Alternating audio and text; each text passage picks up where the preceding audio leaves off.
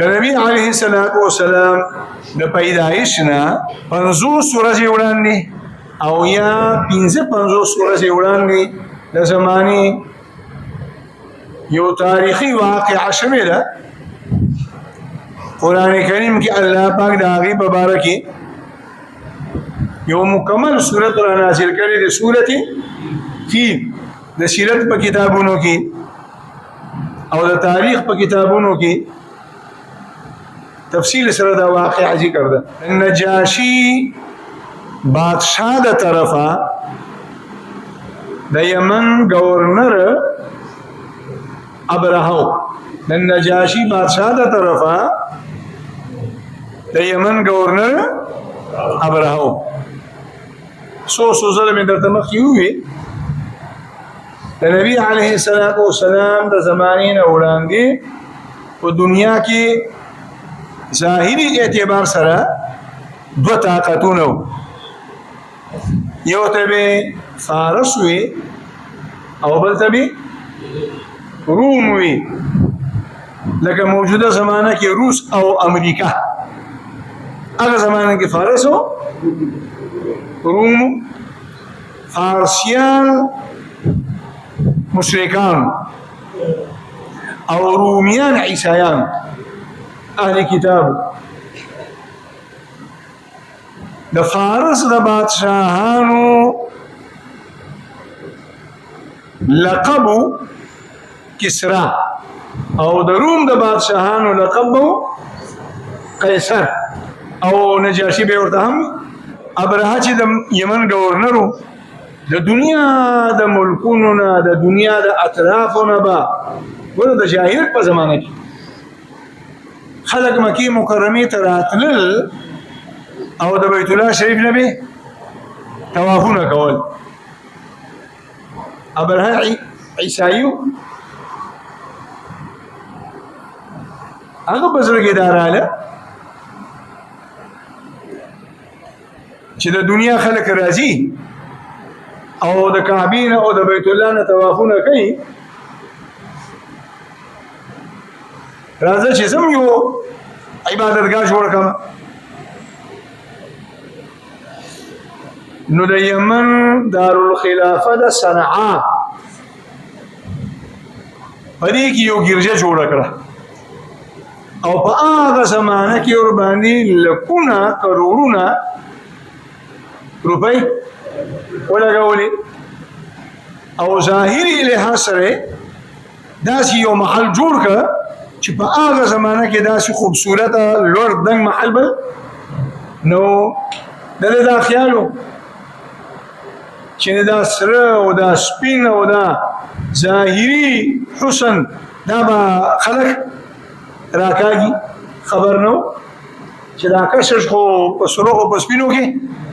نه دی، دا خو په لوړو بنګلو او بلډینګونو کې نه دی، دا خو د الله لاره دی. نو چې دا یې جوړ کړه نو څه زمانه بعد بعضې روایاتو کې راځي د کنانه د قبیلې یو کس راغه، د عربو قبیله ده او په دې ګرجه کې اودسمات یې وکړ. بعضې کتابونو کې راځي چې د عربو یو څو زلمیو او د دې ګرجې په خوا کې هور بل کړه، سیله یې راغله او د هغې هور څخه حصه لرګې راپورته کړه او دې ګرجه کې پرېوته، هور پکې ولګېده، ګرجه وسوځېده. ابرهه تحقیقات وکړه، پته ولګېده چې دا کار خو د عربو دی. نو قسم یې وکړه چې د هغه وخته پورې به زه په قلاره نه کښېنم چې د عربو دا قبیله مې لوټې لوټې نه یې کړې. نه اعلان یې وکړه، د دنیا خلک راجمع شو د اسلحو سره او د هغه زمانې د توپو سره او په خپله په هاتي باندې سور شي او د یمن نه را روان دي. لاره کې چې کوم قبایل دي د عربو دنیا کې افوا خوره شوه چې ابرهه سره د فوجونو نه را روان دي او د عربو قبله وراني کعبه وراني ناغي به مخنیوي کولو طاقتور فوجو چا به چې مخنیوي کولو هغه به ختم کړ او د مکی اطراف ته ځان را ورسولو د حرم حدود ته لا ورانو بهر پړاو واچولو د مکی مکرمه د خار په ځنګلاتو کې غیر چاپیره د مکی د خلکو او خان سریدل او دا او خان تجارتي اسباب په دې باندې تجارتونه کول لکه موجوده زمانه کې چک دی یا کانټینری دي نو د ټول اول خو یا ټول او خان ونیول مکه مکرمه کې افواق ورشوا چې زموږ خانیم اونیول او نن سبا لګیا دي ابرهه په مکه باندې چړای کوي کعبه وراني په دغه زمانه کې د مکی د خار مشر د نبی علیه الصلاۃ والسلام نیکه عبد المطلب د خانه کعبه متولی منتظم نگران او سرپرست عبد المطلب د مکی خلک راجمه کړ قریش راجمه کړ او تسلی ورکړه ارامه کوي کعبه نشي ورانولې کعبه د الله کور دی او الله به خپل حفاظت کوي او جرګه جوړ کړه لار د ابرهه سره د مذاکراتو لپاره عبد المطلب د الله حسن مور کړو جمال مور کړو رعب او دبدبه مور کړو چې څوک هم د درام خامخ شه الله پاک په هغه باندې روح واچولو چې کله ورسېد ابرهه په تخت باندې ناس دي د دې روح سره الله پاک د ابرهه په سر باندې د روح واچولو مرعوب شه نو په خپل خو عبد المطلب په تخت ځان سره کېنه نولو لیکن په خپل د تخت نه راکوش او دا هغه سره یو ځای کېناست مذاکرات شروع ابرهه وایي کنه څه مطالبه ده عبد المطلب د ټولو نه اول ورته وایي چې زموږ اوښان دي نیولي دي اوښان هم پرېږده او 100 اوښان 200 اوښان پکې زمان دي ابرهه پریشان شه تعجب کې راغی عبد المطلب دې ته پوښتنه کوي وایي تعجب په دې راځي چې دومره لوی سړی او د کعبې متولي زه راغلی ستاسو کعبه ورانومه او ته د کعبې فکر نه کوې او د خپلو اوښانو فکر در سره دي وایي او انا رب الابل د اوښانو مالک زه یم وللکعبة رب سيمنعها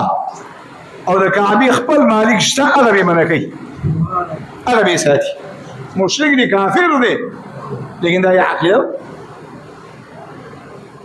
د اوښانو تپوس به زه کوم او د کعبې تپوس به د کعبې مالک اوښان یې ورته راخوشي کړل عبد المطلب راغه مطاف ده قریش یې راجمع کړه د کعبې نه راچاپېره شو هغه 200 په 200 اوښان د کعبې په نامه باندې نظر کړه دا د نبی علیه الصلاۃ والسلام د نیکه د سخا یو نمونه ده او بیا خلکو د کعبې غلافونه ونیسي ونیول او په چغو شوغې الله ته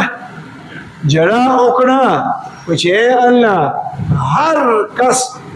خپل کور ساتي او کعبه ستا کور دی تم خپل کور وساته نو موږ د دعا ده او بیا اعلان وکړ چې غرونو ته وخېږي د کعبې نه ګیر چاپېره اوس غرونه وروش ټول غرونه کعبه یې خوشې کړه او د مکې اوسېدونکي خلک ټول بره کعبې ته غرونو ته وخته ابرها یو ورځ اعلان وکړي د سلور وارو طرفونو به د مکې په ښار باندې چړهایي کوو کعبه به ورانو چې څنګه د تلو نیت وکړلو الله پاک ورباندې غیبي فوج را ولېږلو ابابیل وارسل عليهم طيرا ابابيل توتکر کیو او یا د توتکو په بشان دا واره واره مارغانو یو ورکوټه کانه می مخو کني کینی ولو یو په یو پنځه کې او بل پنځه کې او دا پیراغه الله پیرا خوشی نو ټول فوج الله ولا تباکا او ابرهت الله عبرت ورکا بولې به اونې لګیدا په بدن دانی راو خدلی او هغه دانی کینسر شوی او یو اندام ته را ورزیدل لاس را پریوتو بل لاس را پریوتو خپته را پریوتا او اخر کې به تاسو ډانچا پریوتا پاتې شو او یو ورځ دې سینې یو ډس وکړلو او دا هغه سره یې زړه دی را بهر شه او دغه ځکه الله مردار سونه زرګونه خلکو مړ شو او د حرم په غاړه باندې بدبو الله جل جلاله باران وکړ او د باران سره سیلاو راغله او باغ سیلاو کې هغه ټول مردار لاشونه الله پاک لا وکړه نو دغه واقعه د نبی علیه الصلاۃ والسلام د پیدایش نه 50 یا 55 ورځې وړاندې شوې ده دې ته ویل کېږي ارهاس ویل کېږي د نبوت بنیاد ته دا د محمد رسول الله صلی الله علیه وسلم د امت اغلو مری بنیادو